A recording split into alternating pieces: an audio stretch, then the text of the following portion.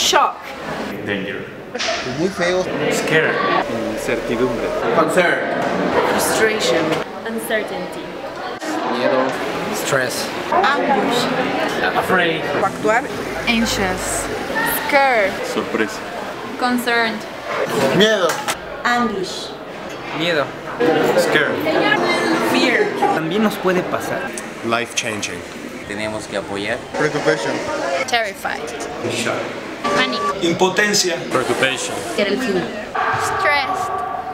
Sad. Soledad. You can no more win a war than you can win an earthquake. Hello, my name is Natalia and I'm here because I want to share my story. Let's go back to the morning of September 19 of 2017 when I woke up at 5 a.m. for school. It seemed like a normal day, but it wasn't.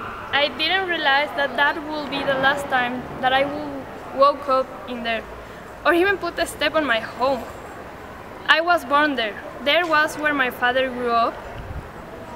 And it wasn't just a house for us. It had sentimental value.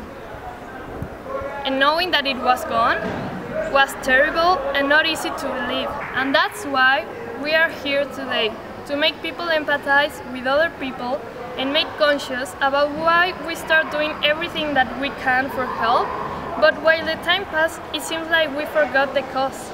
The earthquake that hit Mexico on September of 2017 with a magnitude of 7.1 gave people flashbacks of how they felt during the 1985 earthquake, which had a magnitude of 8.1.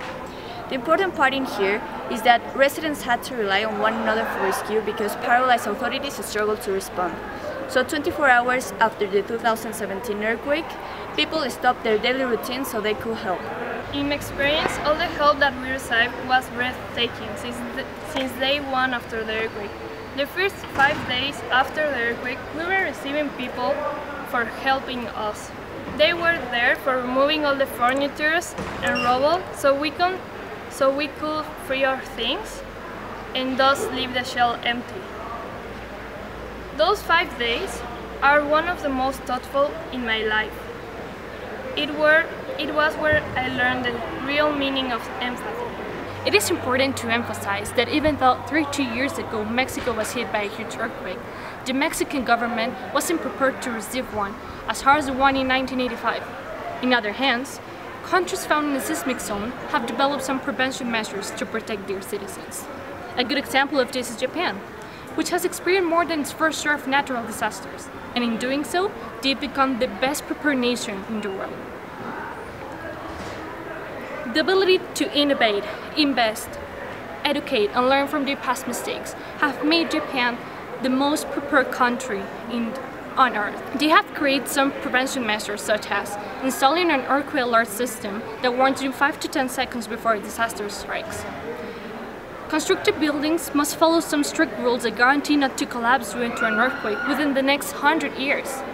And an extensive guidelines on how to survive when a disaster strikes. This earthquake didn't just move me or Natalia, it moved Mexico. On that day, we all brought out our inside fighter. We all tried to help in different ways by going to affected zones or donating foods or clothes. We were powerful because we were together, and we realized that there is so much that we can do if we just try. We want you to continue helping, not to forget about the people who still doesn't have a place to go home.